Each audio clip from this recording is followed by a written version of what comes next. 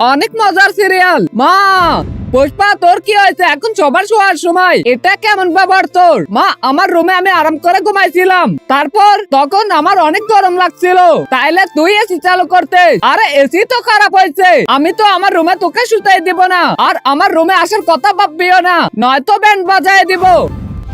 এখন তো হলের এসিতে থাকবে। হলের এসি এতই খারাপ, তার থেকে ফ্যানই ভালো আছে। বেচারি পুষ্পা, ই তো জানে না এর সাথে কি কি হতে যাচ্ছে। বেশি কি হবে, আমি তো ঘরে শুচ্ছে। ঘুমায় পর পুষ্পা, কেননা আজকে তোর শেষ রাত। গুড নাইট মা, গুড নাইট খুশি। শুধু একবার মা ঘুমায় পড়ো, তারপর পুষ্পাকে ঘুমের মধ্যে শেষ করে ফেলবো।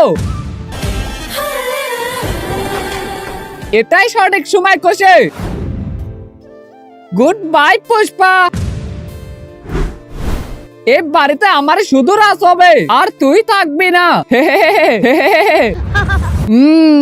এখন মর পুষ্পা, শয়তান ডাইনি পাগল মর তুই। এটা কি করছে মা? আসলে তুই এখানে, তাইলে এখানে কে?